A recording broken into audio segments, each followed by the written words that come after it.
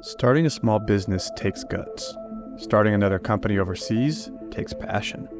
Leaving all that behind to start a new entrepreneurial journey to focus on gamifying the customer experience might just be the best decision today's guest has ever made. Today, we'll learn more about how one man saw an opportunity in the market and how his years of preparation allowed him to jump in early on this once-in-a-lifetime opportunity. Welcome to the TNT Podcast, where we dive into the stories of career trailblazers and learn about their trials and triumphs along the way. I am your host, Drew Hantla, and today we have Raghu Kumar, a serial entrepreneur who has a deep passion for the financial markets and has bootstrapped multiple companies over the past 15 years. On today's show, Raghu details his journey from young investor to CEO as he quickly found success in algorithmic trading. He explains how he was able to 100x some of his initial endeavors and how those quickly turned into an enterprise. Raghu breaks down his latest venture and why he believes the next generation of customer experience is deploying respective gamification strategies to keep users motivated. He goes one step further to provide real-world examples of these strategies and how they have been so successful that his company will continue to double down on this ideology. Follow along to hear more from Raghu. We hope you'll enjoy. Raghu, thank you so much for coming on the show today, man. We really appreciate your time. Thanks for having me on the show, guys. To jump right in, man, can you give us some of your experiences and your background that led you to kind of where you are today? So, I've been basically an entrepreneur and a trader essentially my whole life. Nowadays, I don't trade so much, but I really got into trading and specifically algorithmic trading at a pretty young age. When I was in college, I basically knew that I wanted to pursue a career in algorithmic trading. Long story short, I finished a 4-year degree in 2 years just so that I could kind of graduate early and get a head start in trading. And then my brother at the time was making some money with his job. And so using his money, I basically started building models and trading, electronically, algorithmically. Once those models started making some money, he quit his job. And the two of us basically were able to turn something like $20,000 into more than $2 million over the course of 2 years. Using that money, we moved to India and set up a stock brokerage called Upstocks. So that's basically my first company. And then a couple of years ago, I resigned from Upstocks, moved back to the US, and started Trading Leagues, which is the company that I'm running right now. Digging into kind of some of that initial mindset of this massive career you've had, was it more so an entrepreneurial based mindset or you really enjoyed the investing or day trading side? I think it's the investing and day trading that really got me on that track. When I was in high school, I got introduced to just the concept of stocks and the stock markets. And like I said earlier, by the time I got into college, I kind of knew that I wanted to do something with trading, not more so investing, but more trading. And the reason is because with trading, you have that potential of actually making a lot of money relatively quickly. Of course, 95% of day traders and traders in general lose money. But if you kind of know what you're doing, you have that capacity and that potential to actually do really well for yourself. And I kind of call myself like an accidental entrepreneur, because I basically, my brother and I, we incorporated a company just because we could save on taxes. So that's the only reason why we became entrepreneurs. Obviously, when we started Upstocks, that's a different story. But by then, he and I had been trading our own capital for 2 years, and we, I guess, had that entrepreneurial kind of a mindset. And then, I think that led to something else. Then eventually, I started calling myself an entrepreneur, when I met people. So, and just to kind of lay it out a little bit, to maybe describe the difference between trading and investing, is trading much more so higher risk short term, and investing would be seen more as longer term, less risk in your mindset, or is there a better way to describe that? Yeah, there's no real hard line definition between trading and investing. Some traders who hold on to positions for months, they call themselves traders. But usually, obviously, there's a correlation between holding trades for the shorter term and being called a trader. If you're buying and selling positions within the day, obviously you're a trader, you're not an investor. I think one way to kind of think about it is an investor is looking, or the intrinsic value of the asset to go up over time. And a trader is oftentimes looking for like short-term fluctuations. not necessarily intrinsic in nature. So for example, if you have some sort of an arbitrage strategy where you're looking at an asset and you're comparing it to the value of another asset that's correlated with the first asset, that would probably be more trading versus investing, because it's not like you're intrinsically expecting the value of the first asset to go up over time. Also, investors are generally looking for the values to go up, and traders are usually more kind of direction agnostic. So, a lot of trading funds make all their money just by shorting positions, But I mean, I think there's no hard line differentiation between the two. Do you think one's interest between trading or investing maybe relies on their personality? Is there any kind of correlation between some of that? Yeah, I'm sure there's been studies on this, which I, cannot cite. But I would have to guess, I know my nature. My nature is I'm generally a kind of a speculative person in life. I went through a phase where I used to go to casinos and I used to gamble and stuff. And I don't do that stuff anymore because, the odds are not really in your favor. But that thrill is there, the excitement. And that's a rush, right? And so there is a rush, I think, associated with trading. And it's also what comes with the territory. So what I mean by that is when you're trading, especially when you're actively day trading and you're building large positions and you're accumulating big losses and big profits in a short amount of time, you have to have that appetite to stomach that. That's not for everybody. I've gone through situations in the past, obviously, where I would have made maybe $100,000 in a day and then lose it the next day, right? And that's not for everyone, right? Many people are not able to kind of stomach that kind of turbulence, with emotions. And so what I found is usually day traders, the ones who do well and the ones who are able to consistently do well over a longer period of time, they don't get so emotionally caught up. Not that investors are not like that, but with investing, that's not really a part of the game, right? You're looking to generate a certain return on your investments compounded over a longer period of time, over, on a larger capital base, which is, a little different than how a trader approaches the whole situation. Was there something within this first company that you felt was really monumental for your next steps forwards with Rain Platforms? Yeah, so with Upstocks, the transition from Upstocks to Rain Platforms was actually pretty easy for me personally, because, well, I guess everything is relative. It was much easier for me to get set up with Rain Platforms in a certain way because, again, I've only really been an entrepreneur, and I'm not trying to say that in a boastful manner or anything. It's just, the truth is I've never really worked anywhere apart from my own companies. So when you do something for 10 years, then doing that again is not going to be super difficult, right? Regardless of whatever it is you're doing. But one challenge that I faced was that with Rain, I had to start that on my own. I didn't have co-founders with me, or at least any co-founders who ended up sticking around. So because of that, that was definitely challenging. And when people ask me, what's something they should think about when they start a company, I always say, try to find co-founders who complement you. So I didn't have that going for me, but otherwise, I think it was relatively smooth and pretty easy for me to set up Rain because I had been doing that activity for, a good amount of time. So it possibly sounds like because of the success you had in your previous partnership, you were set up well for Rain Platforms? Yeah, 100%. Because I had been used to entrepreneurship, number one. And also, everything I've done has been to do with the financial markets.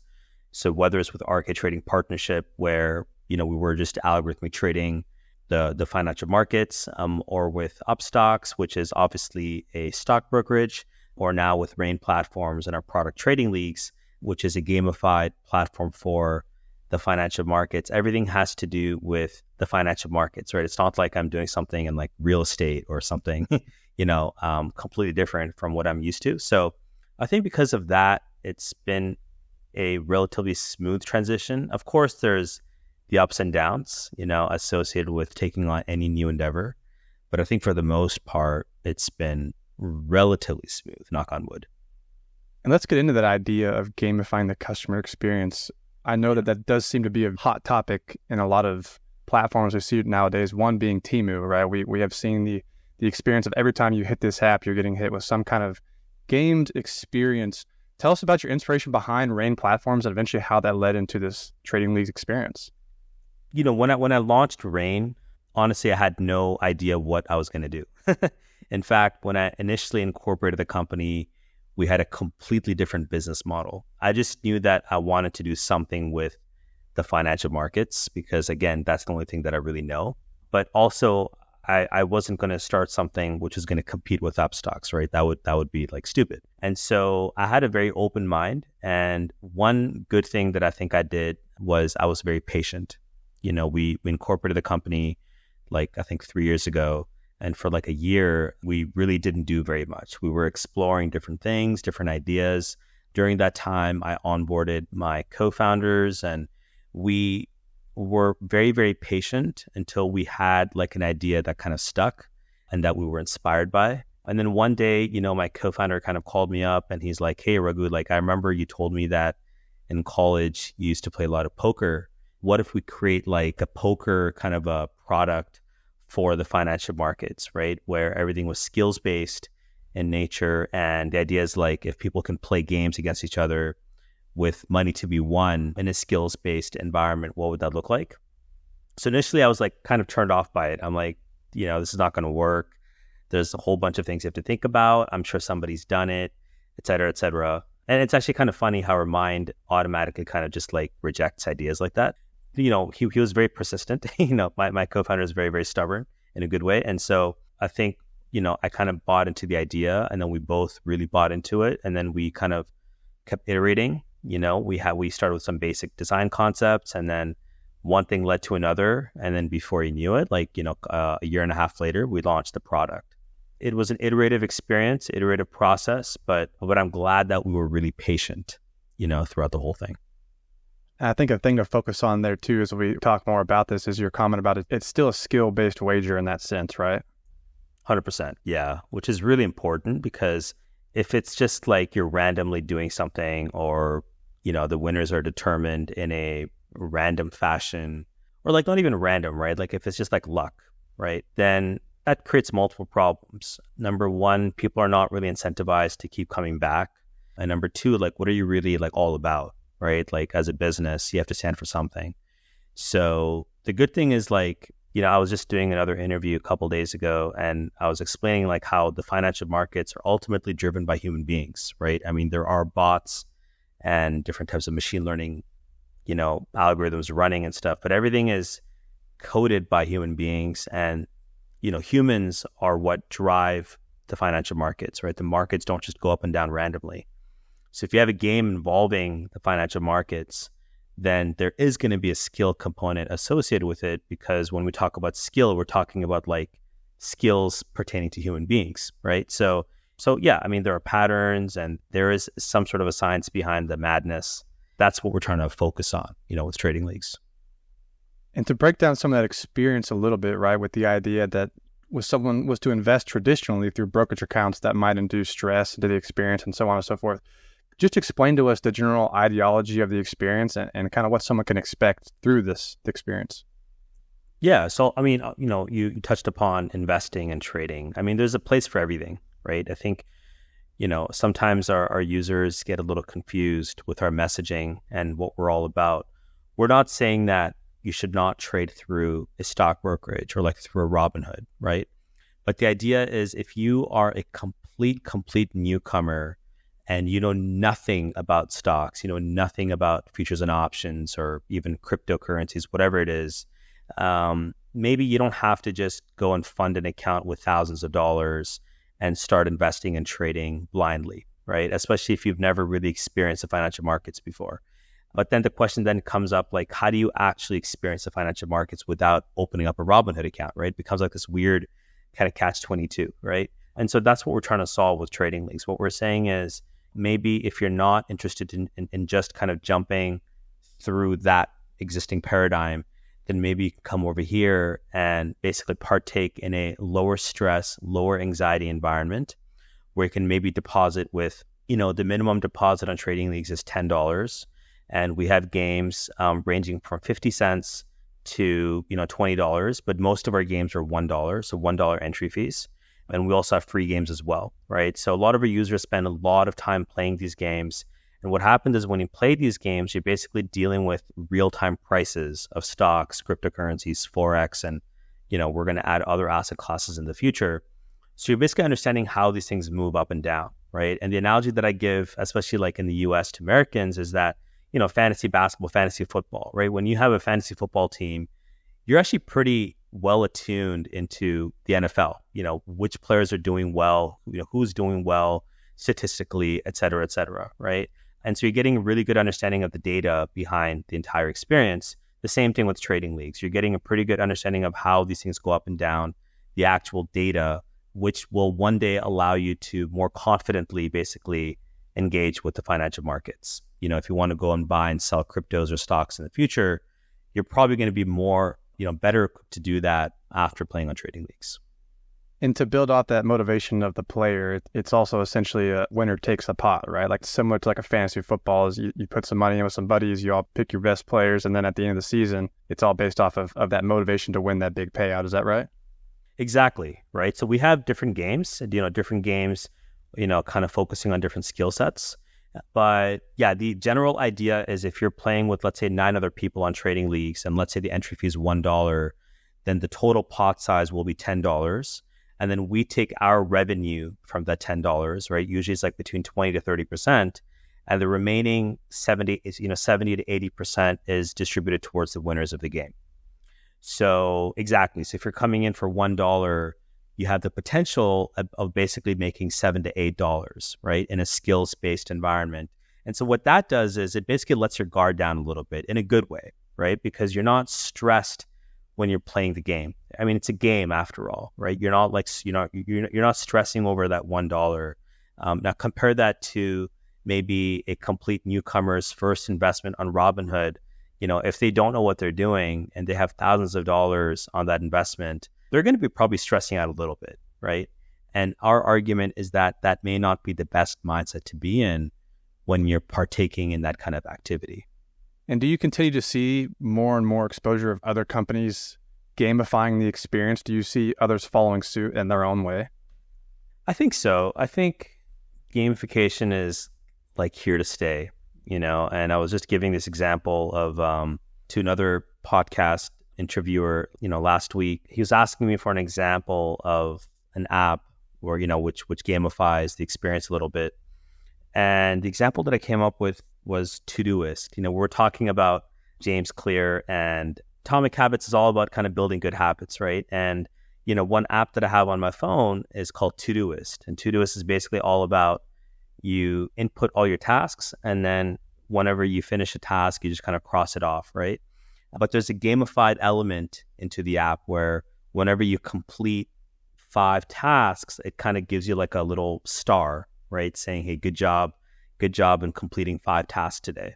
And those types of like mini, rewards within apps, I think is growing, right? Like even on Upstocks or like on trading leagues, whenever you accomplish these kind of mini tasks, the user is kind of rewarded. Maybe not through like money and any sort of monetary value, but more in just kind of recognizing the user's achievement of doing something, right? And what that does is like at the brain level, again, I'm not a neuroscientist, but I'm sure it kind of induces some sort of chemical release. Maybe it's dopamine or whatever it is. And that makes the person happy, right? It keeps them motivated to keep going, right? So if you think about a lot of the apps that you use on your phone and just in general, maybe on your computer, there are probably a lot of gamified elements that are being incorporated right now. So I think that's here to stay. It's like one of those one-directional trends, as I call them. I think that's like a very good way for users to remain sticky and for them to be rewarded without having to throw money at the problem. Through that experience, is that something you think Rain platforms or trading leagues individually is going to kind of double down on as you kind of develop and grow these ideas? Yeah, 100%. We spend a large part of our days just thinking about the gamified element of the app. What are we really doing to gamify the experience? I mean, we call the whole experience a gamified platform. That's fine, but within the game itself, how many ways can I kind of induce that idea of this being a game, if that makes sense, right? So one example of that is, we're introducing sounds, right, to the application, right? The idea is like, if you're playing Mario, on a Nintendo or whatever, any sort of, old school video game, the sounds were very, very basic, right? Very, very basic sounds. Whenever Mario jumps, there's like a little sound that kind of pops up. Using similar types of examples and introducing them to trading leagues is something we want to do. And when you do that, ultimately the whole idea is to reverse the experience of a standard typical brokerage, stock brokerage, which is usually associated with like, again, you talked about it earlier, stress and anxiety and all that. When you hear like a little sound playing, it just kind of puts a smile on your face, right? It kind of makes things lighthearted and fun. And that's something we want to do, with trading leagues in the future. Is there any community involvement within that experience that allows players to interact in one way or another, to your point, whether it be through sounds or rewards or unlock this or that? Is that part of the experience as well? Yeah, so that's a great question, actually. So we don't have anything specific within the app apart from a very basic chat. So if you play on trading leagues right now, you can chat with the other players in the game. Right, so let's say you and I are playing a game together along with 8 other people. The 10 of us can have a group chat while the game is going on, and we can share emojis. But that's that's about it right now. But in the next version of trading leagues, which we're launching in a few weeks, you're going to have the ability to invite people to communities within trading leagues, and you can also add people as friends within the app itself. Right, so the idea is like, what happens right now in trading leagues is that a lot of our users are a part of existing communities on, let's say, WhatsApp and Telegram, etc. And these communities exist outside of trading leagues. So the thought was, what can we do to get those guys to basically communicate within trading leagues, right? Through communities that they create within the app itself. And so that's the direction that we're going in. And then, the next iteration of that is you can invite people to the app, and you can actually add people as friends and directly message them as well. So taking that whole activity of what you would do on an Instagram or any of these other social networking apps and bringing everything to trading leagues. And what that does is it really induces that sense of community, right? And going back to the topic of how this compares with like a traditional stock brokerage, communities don't really exist on stock brokerages. If I open up a Robinhood, and I'm just using Robinhood as an example here, right? Robinhood or a Binance or any sort of typical crypto exchange or stock brokerage, the idea of communicating and talking to other people doesn't exist because it's basically you against the market. There's no intermediary, there's no way for you to really communicate with other people in that activity. So that's something we're trying to change with trading leagues. For sure. And as you mentioned, that can be a very integral part to the success or the failure of that app. So those are very interesting ideas. One thing to understand is like, what does it mean to succeed, I guess, as an app? But obviously, we have certain goals and we just want to keep things simple. We're not so caught up on trying to achieve success tomorrow. We just want to make sure that we keep leaning in on gamification, keep leaning in on trying to build and induce a sense of community within the app. And as long as we kind of stick to those principles, I think hopefully we'll be okay. So we'll see how things go, To build off of possibly someone wanting to gamify an experience of their own, you talked about that on another podcast, but I would imagine too that there would possibly be some legal hurdles involved, even outside of the world that you're in. I'm sure has your own unique aspects, but are there some more generic or broad legal items to be aware of? 100%. So depending on what you're doing, you have to always make sure that whatever you're doing is compliant and kind of legally okay, and you're kind of passing all those requirements and tests, et cetera, right? So in our case, we're very clear that this is a skills-based activity, so we don't have much to worry about, and we've obtained all the necessary legal licenses and et cetera, right, for us to kind of operate trading leagues. But going to your question, gamifying the experience is generally, it really depends on what you mean by gamification, right? If we're talking about just like many elements of gamification, any app can do that. You just need to kind of think about what it means to, like, what does it mean to play a game, right? Probably inducing some sort of competition amongst users with something to be won. Doesn't have to be money, right? It can be points, it can be credits. And that's actually a really interesting concept, right? Not everyone is necessarily motivated by money. I mean, of course, people are motivated by money, but it doesn't have to be money. It can just be bragging rights, right? I'll give you an example of that. We have an earnings leaderboard on trading leagues. There's no monetary aspect associated with it. It's not like the winners, the people on the leaderboard win anything, but it's straight up bragging rights, right? The people that end up being featured on the earnings leaderboard, they end up, taking screenshots of that and posting it on social media and things like that.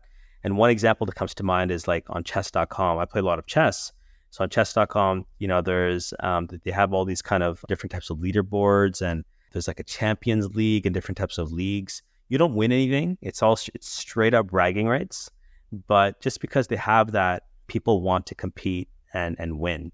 It's a very core principle that I think humans are just kind of, attracted to. So I'll give you another example of that. Our primary go-to-market strategy for trading leagues involves working with community managers. We have community managers in different areas of the world, and their basic job function is to introduce people to the application. So we just launched a new community manager program a couple of weeks ago. And the whole thing is to actually gamify that program. So what I mean by that is we have different missions that we ask the community managers to accomplish. And whenever they accomplish a mission, they get a certain number of credits. And when they accomplish all the credits, then they receive the maximum amount that they can earn for that week. And the maximum amount that we give out right now is $175 per week. So if you want to get the full $175, you have to accomplish all your missions. And then we have these MVP missions. And then that allows them to claim the whole reward. But it's of course, the $175 is the reason why everyone even participates. But what actually gets them going, right? What gets them going and what gets their competitive juices going? It's the fact that you have all these different missions. And so our community managers have told us like they really like this whole missions approach, because every day they wake up and they check to see if they checked off a mission, right? And then they're looking forward to trying to achieve the MVP missions. So we did that because, we knew it's going to work and it's going to induce that type of activity. But more importantly, it keeps it fun. And it's not just about the money. The money's important, but when you can introduce fun as well, there's nothing like it, right? So that's the whole idea.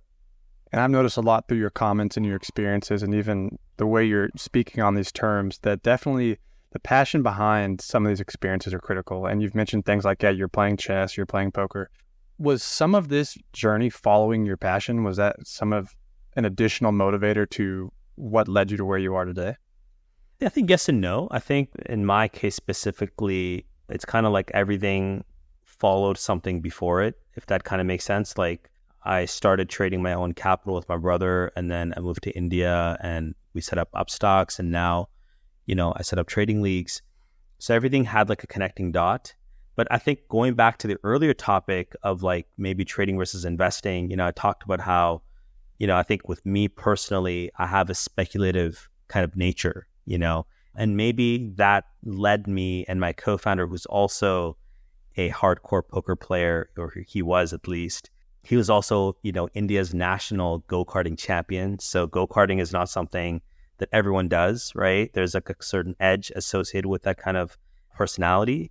So, and he's also an investor as well, right? He managed a hedge fund, and he managed, millions of dollars in his hedge fund. So I think everything kind of relates to each other. So maybe to kind of answer your question, yes, because there is a correlation between some of those traits. And I think that's when we do things best, right? Like when we're doing something which we're passionate about and we care about, and it's kind of aligned with our personality, then I think you're probably going to do a better job with that whole activity. So to reiterate, a little bit of a domino or a snowball effect of what you do now, they're going to fall in the right place, and that as long as you keep moving, things will eventually line up to finding your success or finding your passion or finding your motivation is kind of the idea behind kind of what you're getting at. I think so, man, because if you do what you're good at and you're also doing things that you want to do, right? Those two things can be mutually exclusive. Like I can be good at something, but I may not want to do it, and vice versa, right? Like I may want to do something, but I may not be good at it. Like I may want to try for the NBA, but like I'm 5'7", my parents are 5'1", 5'6", the likelihood of me making it to the NBA, right, is very, very small. Like even if I was like only whatever, 15 years old, the chances are kind of stacked against me a little bit, right? Of course, that doesn't mean I shouldn't do it, but the odds are not in my favor because height is important at some level. So doing what you're good at, but I think doing also what you enjoy doing is generally like a good principle. Like this is what I tell my kids. I have two kids, and I tell my older one, he's 8 years old now. I keep telling him like, do what you want to do. Do what you want to do because that's a good way to keep making progress. And of course, he's too young to kind of know what he's good at, I guess, or like he's not at that level where he can kind of think about the odds and things like that. So for him, it's pretty simple. But as we get older, you should do what you're good at, and I think also do what you want to do. And probably, I think things will kind of get aligned at some level. If there's one way to either summarize your experience through life or even just the conversation we've had today into a major piece of advice for someone starting out on their journey or kind of in the middle of it, what's maybe one major piece of advice you would give to them? I've always been a really big fan of Kobe Bryant. Like he's like my idol in life. And I've always been a huge fan of like his approach. And he actually gave a lot of interviews, right before he died. The common element that he always talks about is working really hard, obviously, but also doing what you want to do, right? Like doing what you're good at and doing what you want to do. And in his case, he started playing basketball, I think, at the age of like 3 or 4 or something. And his dad was like an ex-NBA player. So he was kind of like settled, right? And his dad was like not very pushy and stuff. So he just kind of like naturally followed the trajectory. But he tells like a lot of people, like, do what you're passionate about, keep following it through. And then eventually you kind of just figure things out, And were there any critical educational items like books, people, podcasts, and such that you feel would be helpful to someone also when to go on their own entrepreneurial journey? Yeah, so it's actually kind of funny you asked that question because today, one of the great legends of quantitative algorithmic trading passed away, unfortunately. Jim Simons, you may or may not know him. He was 86. He started a hedge fund called Renaissance Technologies. They're a legendary quant funds. And so any quant or any algorithmic trader, would know about Jim Simons. And, for me personally, like I never met him, but he was like a legend in my eyes. He's like a beast. And so, I mean, obviously people pass away and stuff, and it's sad. Earlier I talked about Kobe. I remember when Kobe passed away, that was a sad day. I was in California at the time, and Kobe really, I think, inspired me a lot, and as he did a lot of other athletes and entrepreneurs. But then Jim Simons was actually like someone I directly looked up to. Like I would read up about his story and how he started Renaissance. And, it's really cool what he did, because when he started Renaissance, like no one believed in that style of trading and investing. Using a rules-based approach where you kind of took the emotions out of the picture. It was a very kind of foreign, kind of an alien idea. And he ran with it, and he was able to attract, I guess probably target too, but attract some of the brightest minds in the world. Like people were graduating with PhDs, from like MIT and Stanford, and they would go join Jim Simons at Renaissance Technologies instead of like, working on crazy other problems in the world, because it's the monetary aspect as well, but also the challenge, right, that he kind of induced, and the culture that they had over there was like apparently legendary. And so yeah, those two guys come to mind. One more I would kind of bring up for anyone that's kind of interested in systematic quantitative trading. Look up the story of the turtle traders. I don't know why they're called the turtle traders. I'm sure there's a reason, but it was like a group of like people who had no experience trading. And then this guy, I forget who it is, he basically had this idea of teaching these complete strangers the basics of rules-based investing and trading, just to see whether he could teach the principles and then get a group of people who knew nothing about trading and investing to outperform the market consistently. And that's what they did, right? It became like a legend, the turtle traders. So these are the kind of stories that I kind of like grew up like reading about and being fascinated by. Well, awesome, Raghu. We really appreciate you coming on today, man. You've provided a ton of information and education for people to definitely analyze and take as they need throughout their journey. If there's any additional comments or questions they may have, what's the best way to reach out to you? I mean, I'm on LinkedIn, kind of an old school guy. So my LinkedIn is Raghu Kumar 1985. But then I think for those who want to use Twitter, I'm on Twitter, Raghu, that's spelled RAGHU _ Rain. RAIN. So Raghu _ Rain. That's about it. I don't do any of the TikTok and IG stuff. Well, once again, sir, we really do appreciate you coming on here today, and we wish you nothing but the best on your journey ahead. Thanks, guys. Really appreciate it. Had a lot of fun, and best of luck. If you enjoyed today's episodes, then feel free to explore the rest of our offerings with the Brothers Frontier Studio. If you're not already, you can follow us at Brothers Frontier on Spotify, YouTube, Instagram, and TikTok. With new shows every week and daily content on our socials, we hope you'll find what you're looking for. If you haven't already, please leave us your feedback with a comment or rating to let us know what you thought of today's episode. Thanks for listening. We hope to catch you on our next episode of the TNT Podcast. I'll see you guys later.